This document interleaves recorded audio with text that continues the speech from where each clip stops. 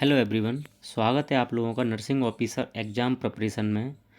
आज हम कुछ इम्पोर्टेंट एनाटॉमी एंड फिजियोलॉजी के एमसीक्यूज़ डिस्कस करेंगे जो कि बहुत यूज़फुल होंगे आपके एमपीपीबी ग्रुप 5 2023 एग्ज़ाम के लिए। साथ ही साथ all CHO and all staff nurse के जितने भी एग्ज़ाम होते हैं उनके लिए ये एक ऐसे एमसीक्यू हैं जो कि ऑलमोस्ट सब में बार बार रिपीट होते हैं और अक्सर एग्ज़ाम में ये आपको देखने मिलेंगे। तो लेट्स स्टार्ट। बढ़ते हैं हम अपने पहले एमसीक्यू की तरफ। ओके, और first question is largest smooth muscle in human body present in. देखिए क्वेश्चन क्या कह रहा है कि लार्जेस्ट स्मूथ मसल हमारे ह्यूमन बॉडी के किस पार्ट में प्रेजेंट होती है। तो हमें सबसे पहले क्वेश्चन को ठीक से पढ़ना है। हम जब भी कोई एग्ज़ाम देने बैठे हैं तो हमें याद रखना है कि सबसे पहले क्वेश्चन को हमें ठीक से पढ़ना है, क्योंकि अक्सर ऐसा आपने भी देखा होगा कि जब भी हम क्वेश्चन पेपर सॉल्व करते हैं एग्ज़ाम हॉल में तो एक से दो क्वेश्चन ऐसे होते हैं जो हमें आते हुए हम उनको गलत करके आते हैं, जिसका सिर्फ और सिर्फ कारण ये होता है कि हम उसको क्वेश्चन को ठीक से नहीं पढ़ते हैं और जल्दबाजी में अपना आंसर हम पुट कर देते हैं। तो इसमें देखिए लार्जेस्ट स्मूथ मसल पूछिए। स्मूथ मसल मतलब ऐसी मसल्स जिन पर हमारा वॉलेंट्री कंट्रोल नहीं होता है, जो हमें वॉलेंट्रीली रिस्पॉन्ड नहीं करती हैं, that is called smooth muscle. इसके अपोजिट अगर आप देखें तो स्केलेटल जो मसल होती हैं उन पे हमारा वॉलेंट्री कंट्रोल होता है। तो इसमें देखिए first of all in femur, देखिए फीमर मतलब हमारी थाई की मसल। थाई की मसल्स जो हैं स्केलेटल मसल होती हैं, वो स्मूथ मसल नहीं होती हैं, तो ये ऑप्शन गलत हो जाएगा।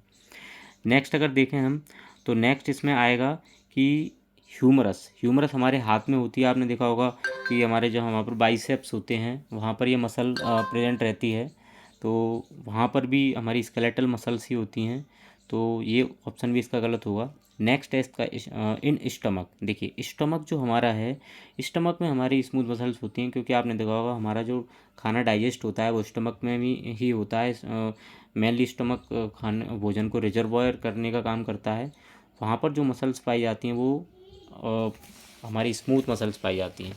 तो हमारा जो एब्डोमन है उसमें जो मसल्स पाई जाती है उसका नाम होता है रेक्टस एब्डोमिनस, जो कि हमारी सबसे लार्जेस्ट स्मूथ मसल होती है हमारी बॉडी की। तो इसका राइट आंसर ऑप्शन सी हो जाएगा, that is in stomach. Okay, and option D is the in scapula भी हमारी स्मूथ मसल्स नहीं होती हैं, वहाँ पर भी स्केलेटल मसल ही प्रेजेंट रहती हैं। तो क्वेश्चन नंबर 1 का जो फर्स्ट आंसर है that is the option number C, which is in stomach. Stomach में हमारी सबसे बड़ी मसल्स पाई जाती है जिसका नाम है रेक्टस एब्डोमिनस।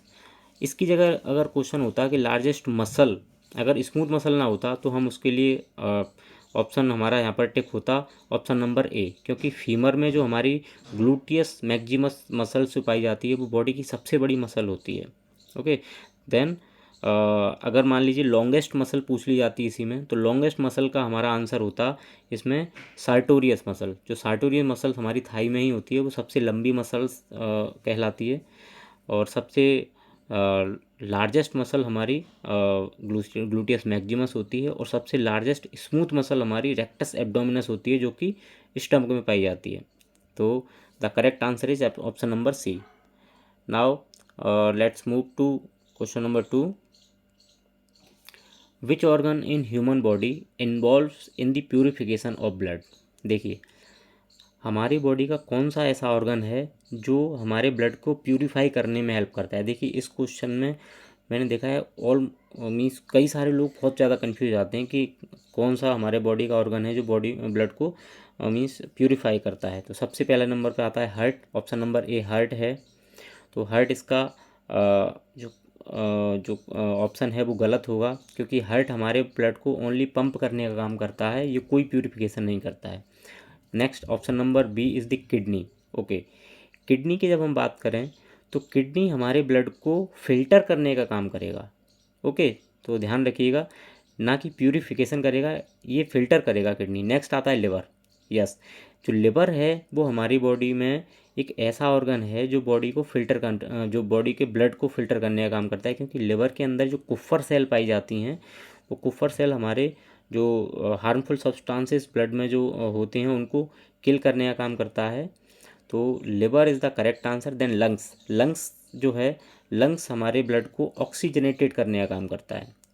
देखिए, ये चारों ही ऑर्गन एक तरह से वाइटल ऑर्गन हैं और वाइटल ऑर्गन का अपना अपना फंक्शन है, लेकिन प्यूरिफिकेशन का काम इनमें से जो है वो लिवर करेगा। बाकी हार्ट पंप करेगा, किडनी फिल्टर करेगी ब्लड को, लिवर प्यूरिफिकेशन करेगा ब्लड का, लंग्स ऑक्सीजनेट करेगा ब्लड को। तो the correct option for this answer is option number C, liver. Okay, अगले क्वेश्चन की ओर बढ़ते हैं। Question number 3 is the part of human body which is called a second heart. हमारी बॉडी का सेकेंड हार्ट किस पार्ट को बोलते हैं? तो first of all एंट्रेटिक system, liver, soleus muscle, option number D rectus abdominis. तो देखिए, जो सेकंड हार्ट है यहाँ पर जो राइट आंसर हमारा होगा that is option number C, soleus muscle. Soleus muscle ये काफ मसल का ही एक पार्ट है जो हमारे लेग में पाया जाता है, और ये ब्लड को पंप करने के ब्लड को कंजर्व करके उसको पंप करने का काम करता है, जिससे कि जो ब्लड का प्रेशर है वो ऊपर की ओर लगता है। ओके, तो this is the correct answer. एंट्रिक system हमारे एक जो गट सिस्टम का पार्ट है, लिवर एक वाइटल ऑर्गन है, रेक्टस एब्डोमिनस ये मैंने आपको बताया कि हमारे एब्डोमिनल मसल की एब्डोमिनल में पाई जाने वाली सबसे बड़ी बॉडी की स्मूथ मसल्स होती हैं। तो the correct answer is option number C, soleus muscle. Okay, next question is which medium is suitable for cellular activities. देखिए, क्वेश्चन जो पूछना चाह रहा है यहाँ पर एग्जामिनर दैट इज़ दी कि ऐसा कौन सा मीडियम है जो हमारे जो सेल हैं उनकी एक्टिविटी के लिए बहुत ज़्यादा सूटेबल होगा और बेस्ट, जिसमें हमारी सेल फंक्शन कर सके। तो option number A is acidic, option number B is neutral, C is basic, D is all of the above. देखिए, इसका जो करेक्ट आंसर यहाँ पर होगा that is the option number C, क्योंकि हमारी जो सेल है, जो हमारे साइटोप्लाज्म का जो पीएच है वो अप्रॉक्स मैं आपको बता दूं कि 7.2 पीएच जो होता है, उस पीएच पर ये हमारी जो सेल है प्रॉपर बहुत अच्छे से फंक्शनिंग करती है।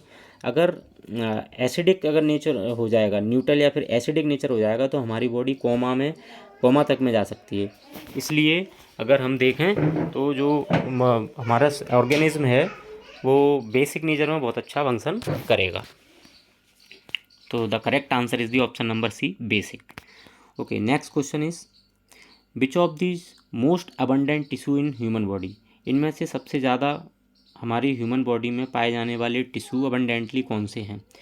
तो first is epithelial tissue, connective tissue, muscle tissue, nervous tissue. देखिए, एपिथेलियल टिश्यू वो टिश्यू हैं जो हमारी बॉडी के सुपरफिशियली पाए जाएंगे, जैसे कि हमारी स्किन हो गई, जितनी भी हमारे इंटरनल ऑर्गन हैं उनकी सरफेस है उन पर एपिथेलियल टिश्यू पाया जाता है। कनेक्टिव टिश्यू वो है जो हमारी बॉडी को कनेक्ट करने का काम करता है, including blood. Option number C, muscle tissue. Muscle tissue वो हैं जो हमारी बॉडी को मूवमेंट कराने में हेल्प करते हैं, हमारी बोन से अटैच्ड रहते हैं, जैसे कि हमारे जो स्केलेटल मसल्स हैं, ये जो मसल्स हैं वो एक मसल टिश्यू के एक एग्जांपल है। Next, nervous tissue. Nervous tissue वो हैं जो हमारे ब्रेन में और स्पाइनल कॉर्ड में पाए जाते हैं, जो हमारी पूरी बॉडी को कंट्रोल करने का काम करते हैं। तो अब बात आती है अबंडेंटली मीन सबसे ज़्यादा इनमें पाए जाने वाले। तो सबसे ज़्यादा पाए जाने वाले वो टिश्यू हैं वो हैं हमारा connective tissue, that is option number B. Option number B is the right answer, क्योंकि कनेक्टिव टिश्यू हर जगह हमारी बॉडी में, ऑलमोस्ट हर जगह कनेक्टिव टिश्यू पाए जाते हैं और मोस्ट अबंडेंटली पाए जाते हैं। Next question is what is the correct sequence of mitosis. देखिए, माइटोसिस एक ऐसी प्रोसेस है जिसके थ्रू सेल डिवाइड करती है। सेल डिवाइड होकर 2 डॉटर सेल में कन्वर्ट हो जाती है और क्रोमोसोम्स में कोई चेंजेस नहीं आता है, दैट इज़ द माइटोसिस। और माइटोसिस एक ऐसी प्रोसेस है जो हमारी बॉडी में 24/7 चलती रहती है। ओके, तो इसका एक सीक्वेंस है, उस सीक्वेंस को हमें करेक्ट यहाँ पर देखना है। तो मैं इसका डायरेक्टली राइट आंसर बता देता हूँ। इसका राइट आंसर होगा ऑप्शन नंबर सी। ओके, देखिए, prophase, metaphase, anaphase, telophase, this is the correct answer for this question.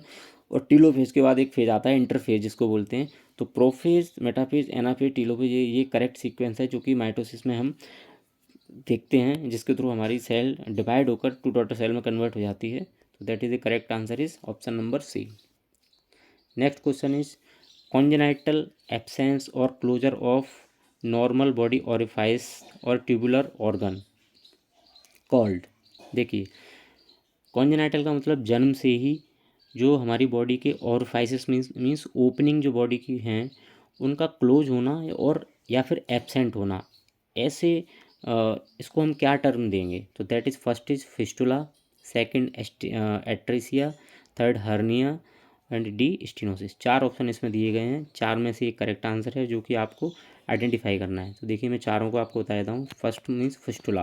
Fistula का मतलब होता है कि एबनॉर्मल कनेक्शन हो जाना, किसी भी दो बॉडी के दो दो ऑर्गन हैं या ओपनिंग हैं जहाँ पर भी हैं वहाँ पर एबनॉर्मल उनमें कनेक्शन हो जाना। दो कैविटीज़ हैं बॉडी की, उनमें एबनॉर्मल जब कनेक्शन हो जाएगा that is called fistula. Okay, next आपका आता है एट्रेसिया। एट्रेसिया का मतलब होता है कि एब्सेंस या फिर क्लोज होना, जैसे कि एनल ओरिफाइस होता है जब बेबी डिलीवर होता है तो एनल ओरिफाइस ऑलमोस्ट ओपन होता है, कभी कभी वो क्लोज आ जाता है, तो उसको हम एनल एट्रेसिया भी बोलते हैं। तो एट्रेसिया यहाँ पर जो राइट आंसर यहाँ पर बनेगा वो atresia, option number B is the correct answer, atresia. C hernia. Hernia का मतलब हो जाता है कि हमारी बॉडी के एक ऑर्गन है वो दूसरी कैविटी में मीन्स प्रोट्रूड कर जाना, एक ऑर्गन दूसरे ऑर्गन में जब घुस जाएगा तब हम उसको हर्निया कंसीडर करेंगे। नेक्स्ट आपका है स्टेनोसिस। स्टेनोसिस का मतलब हो जाता है हार्डनिंग हो जाना, जैसे कि ब्लड वेसल्स में स्टेनोसिस हो जाता है, that means hardening of the blood vessels, that is called stenosis. Next question number 8, excessive haemolysis में result in the accumulation of which substance in body. देखिए क्वेश्चन यहाँ पर मीन्स पूछना चाह रहा है कि अगर बहुत ज़्यादा मात्रा में हीमोलाइसिस हो जाएगा। देखिए हीमोलाइसिस एक ऐसी प्रोसेस है जो कि नॉर्मली ह्यूमन बीइंग के अंदर होती है, लेकिन जब वो एक्सेसिव हो जाएगी तब क्या कौन सा सब्सटेंस हमारी बॉडी में ज़्यादा मात्रा में एक्यूमुलेट हो जाएगा? तो देखिए first is heme, second mineral, third globulin, third bilirubin. तो यहाँ पर जो राइट आंसर बनेगा दैट इज़ दी बिलिरुबिन। देखिए जब ब्लड का ब्रेकडाउन होता है, आरबीसी का ब्रेकडाउन होता है, आपको पता है आरबीसी का जो लाइफ स्पान है 120 डेज होता है।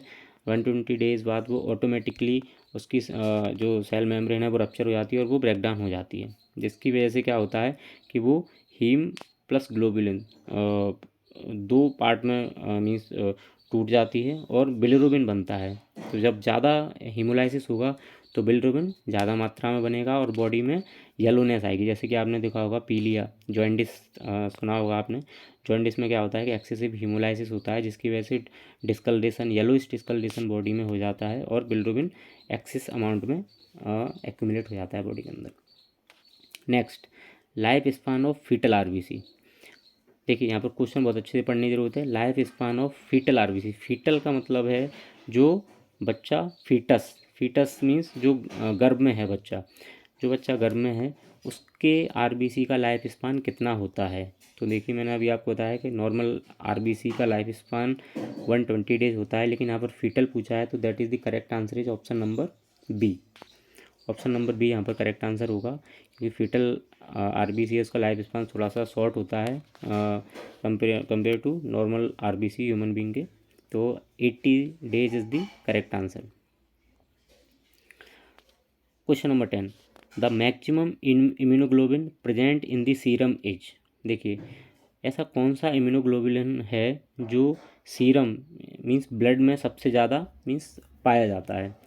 तो देखिए यहाँ पर आईजीए जो इम्यूनोग्लोबुलिन है, आपने देखा होगा कि जो बॉडी की जितनी भी सीक्रेशंस हैं उन सीक्रेशंस में जो एंटीबॉडी प्रेजेंट होता है वो आईजीए प्रेजेंट होगा। ओके, तो IG is the wrong answer, option number B is the IgG. Yes, देखिए आईजीजी एक ऐसा इम्यूनोग्लोबिन है कि जो मोस्ट अबंडेंटली है, अप्रोक्स हम कह सकते हैं कि जो 80% अप्रोक्स 80% इम्यूनोग्लोबुलिन्स जो हैं उनमें से 80% जो है वो आईजीजी पाए जाते हैं, जो कि प्लेसेंटा को भी क्रॉस कर देता है आईजीजी इम्यूनोग्लोबुलिन्स। ओके, तो IgG option number B is the correct answer. Next option number C is the IgE. देखिए आईजीई इम्यूनोग्लोबुलिन्स एक ऐसा इम्यूनोग्लोबुलिन्स है जो एनाफाइलेक्टिक रिएक्शंस जब होती है तब अपीयर होगा। नेक्स्ट आईजीएम जो एंटीबायोटिक है इम्यूनोग्लोबुलिन है वो सबसे बड़ा इम्यूनोग्लोबुलिन होता है आप इसको याद रख सकते हैं मैक्रो से। IgM M for macro, macro means बड़ा, जो सबसे बड़ा एंटीबायोटिक है सॉरी इम्यूनोग्लोबुलिन है that is the IgM। Okay, तो ये ग्लोबुलिन्स हैं, इनमें जो सबसे मोस्ट अबंडेंटली है वो आपका IgG है, सबसे बड़ा है दैट इज़ IgM। सबसे जो सिक्रीशंस बॉडी के हैं जैसे कि हमारे टीयर्स हैं या अदर्स जो सिक्रीशंस है, ब्रेस्ट मिल्क में हो गया, अगर आपसे पूछा है कि ब्रेस्ट मिल्क में कौन सा इम्यूनोग्लोबुलिन्स है तो दैट इज़ IgA। तो जितने भी सिक्रीशंस हैं उनके अंदर जो इम्यूनोग्लोबुलिन्स पाया जाता है दैट इज़ दी IgA। तो यहाँ पर अकॉर्डिंग टू क्वेश्चन हमारा जो करेक्ट आंसर होगा that is option number B, IgG। Next question number 11, which of the following is the vestigial bony part of the human skeletal. देखिए vestigial part, bony part, vestigial part का मतलब होता है waste part, जो waste bony part हमारी body का है human skeletal के अंदर वो कौन सा है, that is first is cranium. देखिए क्रैनियम क्या है, हमारा जो सर है पूरा, जो क्रैनियल कैविटी आपने सुनी होगी, जो सिर है, सिर को जो हमारे ब्रेन को जो प्रोटेक्शन प्रोवाइड करता है दैट इज़ द क्रेनियम। तो क्रेनियम तो कैसे ही वेस्टिजियल ऑर्गन हो ही नहीं सकता है, दैट इज़ बहुत most important bony part of the human skeletal. Next coccyx, देखिए कॉकिक्स जो है हमारी जो, इसको कॉकिक्स को हम टेल बोन भी बोलते हैं, टेल बोन है ना। जैसे कि ये हमारा क्रेनियम हो गया, ये हमारे वर्टिब्राज होते हैं, सबसे नीचे की तरफ जो टेल बोन होती है that is coccyx, coccyx. Okay, तो ये कॉकिक्स जो है इसको हम टेल बोन ही बोलते हैं और ये हमारा वेस्टिजियल ऑर्गन में आता है। तो correct answer is the option number B. Next cervical, cervical आपने देखा होगा वर्टिब्रा होते हैं, क्लेविकल हमारी बोन होती है। और क्लेविकल से एक आपको क्वेश्चन और बता दूं कि जब नॉर्मल डिलीवरी जब होती है बच्चे की तो क्वेश्चन आता है कि during the normal labour delivery जो सबसे ज़्यादा जो फ्रैक्चर होने वाली बोन है वो कौन सी है, तो दैट इज़ दी क्लेविकल। तो नॉर्मल डिलीवरी के टाइम पर जो सबसे ज़्यादा बोन फ्रैक्चर होती है दैट इज़ क्लेविकल। तो बेस्ट ऑफ दी ऑप्शन यहाँ पर जो करेक्ट आंसर है, जो vestigial organ body organ bony parts है बॉडी का, that is the coccyx. Okay, next question, question number 12, which hormone produce by the heart that dilate blood vessels. ऐसा कौन सा हार्मोन है जो हार्ट के द्वारा प्रोड्यूस किया जाता है और हमारे ब्लड वेसल्स को रिलैक्स या डायलेट करने का काम करता है। इन शॉर्ट अगर मैं बोलूँ तो जो रेनिन एंजियोटेंसिन सिस्टम है उसके अगेंस्ट काम करने वाला जो हार्मोन है दैट इज़ कौन सा है, इसमें क्वेश्चन में पूछा गया है। तो option number A renin, B again renin, C angiotensin converting enzyme, third D ANP that means atrial natriuretic peptide. Okay, तो अकॉर्डिंग टू क्वेश्चन यहाँ पर देखिए, फर्स्ट ऑफ ऑल मैं आपको बता दूँ ऑप्शन नंबर ए में रेनिन, रेनिन एक एंजाइम है जो कि एक्टिवेट करता है रेनिन एंजियोटेंसिन सिस्टम को और ये प्रोड्यूस होता है हमारी ये DCT से, जो ट्यूब्यूल्स हैं किडनी के अंदर ट्यूबुलर पोर्शन पाया जाता है PCT DCT, तो DCT के पोर्शन से प्रोड्यूस होता है रेनिन। नेक्स्ट जो रेनिन है RANNIN, ये रेनिन हमारे स्टमक में प्रोड्यूस होता है जो कि डाइजेशन में हेल्प करता है। Okay, next angiotensin converting enzyme, ये एंजाइम सी एंजियोटेंसिन कन्वर्टिंग जो एंजाइम है ये हमारे लंग्स की जो न्यूमोसाइट्स होती हैं वहाँ से प्रोड्यूस होता है और एंजियोटेंसिन 1 को एंजियोटेंसिन 2 में कन्वर्ट करने का काम करता है, तो ये भी रॉन्ग आंसर है। Next option number D atrial natriuretic peptide, जैसे कि नाम से यहाँ पर पता पड़ रहा है एट्रियल, तो हार्ट के जो एट्रियल चैम्बर हैं वहाँ पर जब ब्लड का वॉल्यूम ज़्यादा बढ़ जाएगा, ब्लड का प्रेशर ज़्यादा बढ़ जाएगा, तो वहाँ पर ये स्ट्रेच होने से जो एट्रियम है हार्ट की वो एक पेप्टाइड रिलीज़ करेंगे, एक हार्मोन लाइक एक पेप्टाइड रिलीज़ करेंगे that is the atrial natriuretic peptide ANP।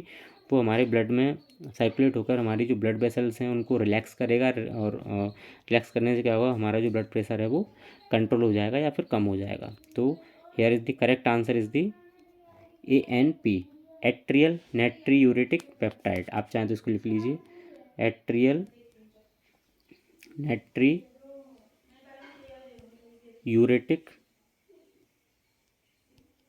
Peptide. Okay, then so correct answer is option number D.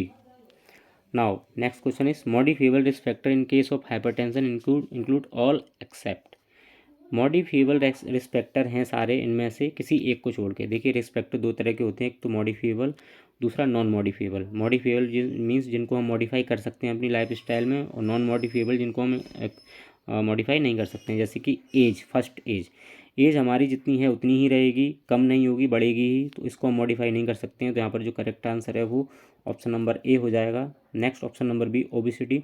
Obesity को हम मॉडिफाई या फिर कंट्रोल कर सकते हैं, तो this is the non modifiable, sorry modifiable है। ओके, नेक्स्ट आपका आ जाएगा सॉल्ट इनटेक। इसको भी हम मॉडिफाई या कंट्रोल कर सकते हैं, अपनी डाइट में साल्ट को कम कर सकते हैं। नेक्स्ट एल्कोहल इनटेक, इसको भी हम मीन्स क्विट कर सकते हैं या छोड़ सकते हैं। तो नेक्स्ट इज एल्कोहल इनटेक। ये तीनों जो हैं बी सी डी, ये मॉडिफिएबल रिस्क फैक्टर्स हैं, और एज है जो हमारी नॉन मॉडिफिएबल रिस्क फैक्टर है, क्योंकि एज को हम मॉडिफाई नहीं कर सकते हैं, इन तीनों को हम मॉडिफाई कर सकते हैं। Next question is the deformity resulting in lateral curvature. Okay, ये देखिए, ये एक तरह से माल फॉर्मेशन पे क्वेश्चन है कि जो लेटरल कर्वेचर में जब डिफॉर्मिटी हो जाएगी तब उस कंडीशन को हम क्या बोलेंगे। जो स्पाइन है हमारी उसमें अगर लेटरल कर्वेचर आ जाएगा तब हम उस कंडीशन को क्या बोलेंगे। तो first is the scoliosis. Okay, scoliosis क्या है। स्कोलियोसिस हमारा जो साइड कर्व होता है, लेटरल, लेटरल मीन्स जो लंबर वर्टिब्रा हैं वहाँ पर जब कर्व जब मीन्स यहाँ पर वहाँ पर जब कर्व आ जाता है तो उस कंडीशन में हम स्कोलियोसिस कहते हैं। तो यहाँ पर करेक्ट आंसर हमारा ऑप्शन नंबर ए ही हो जाएगा, that is scoliosis. Next is kyphosis. आपने सुना होगा हम जो पीछे की ओर थोरेसिक जो वर्टिब्रा हैं उनमें जब पीछे की ओर प्रोट्रूजन हो जाता है, जिसको हम कुबड़ा भी बोलते हैं, दैट इज़ काइफोसिस। नेक्स्ट आता है लॉर्डोसिस।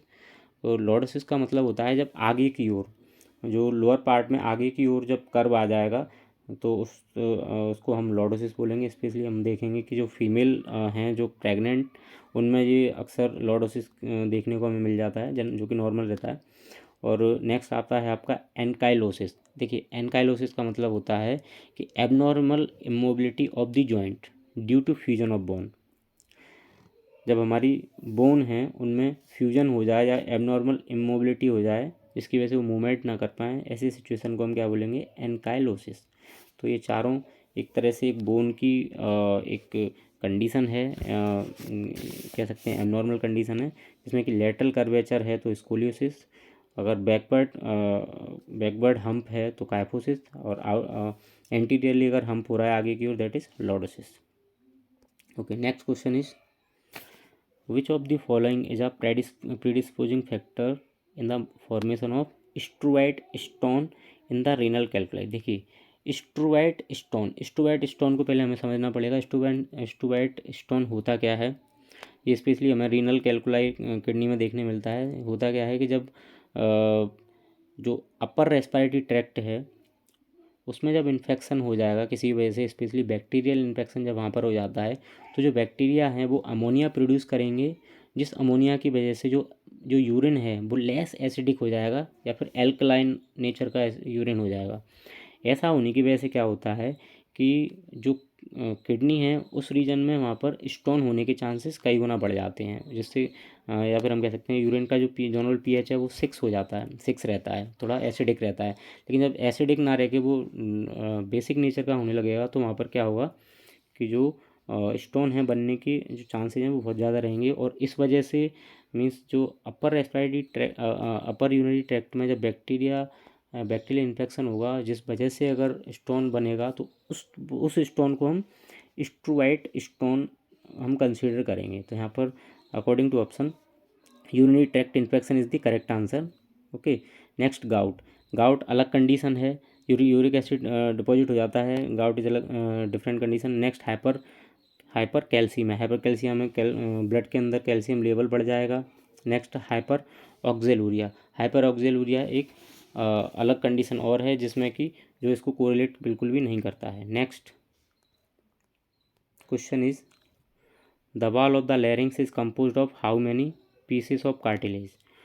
जो लैरिंग्स की वॉल है वह कितने कार्टिलेज से मिलकर बनी होती है। तो देखिए मैं आपको बता दूं, जो लैरिंग्स है, लैरिंग्स की जो वॉल है वो डिफरेंट कार्टिलेज से मिलकर बनी होती है, और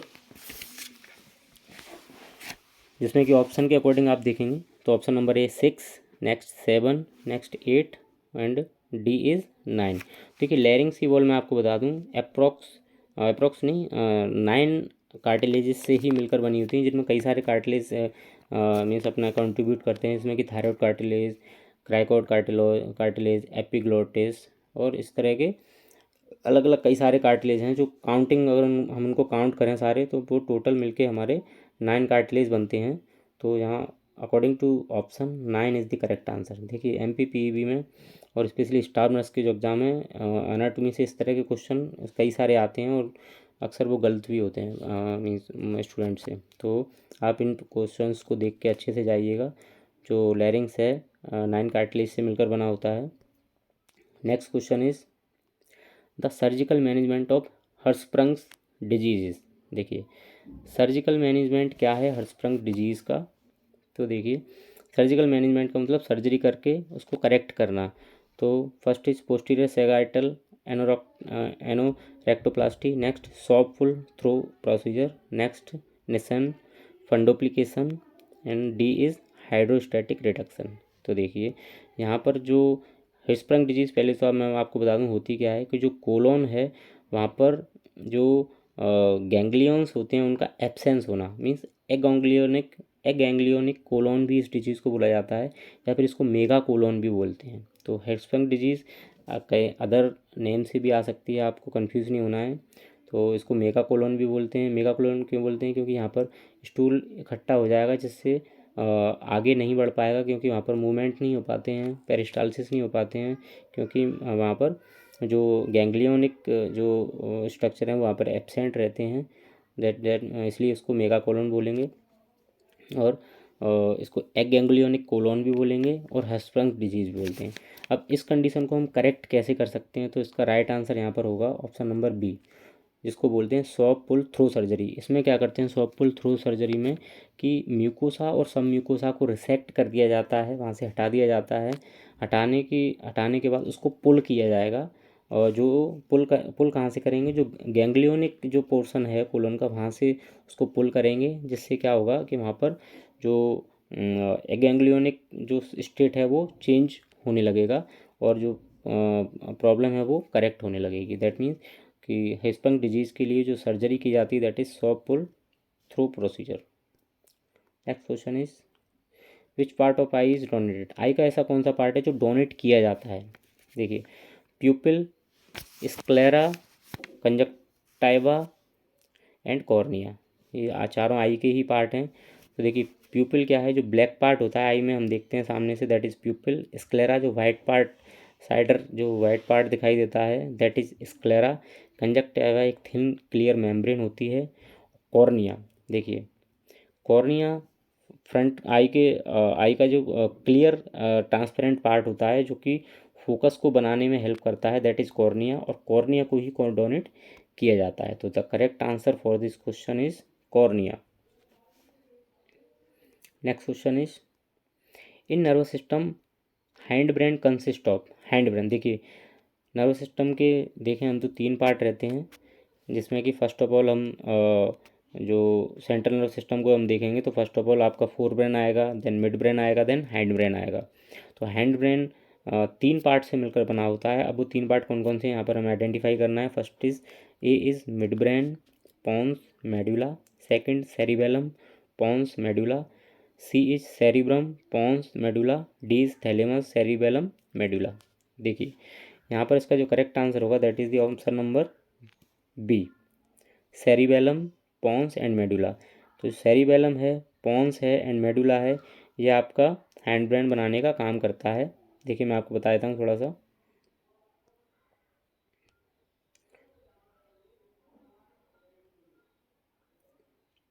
देखिए ये आपका आगे का सेरिब्रम वाला पार्ट हो गया, यहाँ पर बीच में आपका मिड ब्रेन होगा, ये आपका सेरिबेलम होता है इस तरह से, यहाँ पर पॉन्स एंड मेडुला रहते हैं। तो जो हैंड ये देखिए ये जो पार्ट है,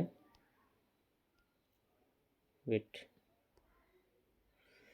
सॉरी हट गया, मैं दोबारा से बताता हूँ वेट। ये आपका फोर ब्रेन हो गया, midbrain, pons, medulla spinal cord. Okay, ये आपका सेरिबेलम है यहाँ पर साइड में। ओके, तो this is the fore brain, ये आपका मिड ब्रेन, और ये जो आपका है पार्ट, ये mid brain, pons and medulla, this is the called hind brain. Okay, ये आपका हैंड ब्रेन हो जाएगा। अगर यहीं मैं ब्रेन स्टेम की बात करूं तो ब्रेन स्टेम में आपका मिड ब्रेन आ जाएगा, पॉन्स आ जाएगा एंड मेडुला आ जाएगा। देखिए, midbrain, pons and medulla, then spinal cord. तो ये वाला पार्ट है, ये आपका तीन पार्ट ये आपके ब्रेन स्टेम बनाते हैं। और ये cerebellum, cerebellum, pons and medulla, sorry, ये आपके मिलके क्या बनाएंगे, हैंड ब्रेन बनाने का काम करते हैं। देखिए, इस तरह के बहुत ही टेक्निकल जो क्वेश्चन है वो पूछ लिए जाते हैं, जिसमें अक्सर छोटी छोटी मिस्टेक की वजह से गलतियाँ हो जाती हैं। तो ये हमें गलती नहीं करना है, अच्छे से हमें क्वेश्चन को देखना है, समझना है।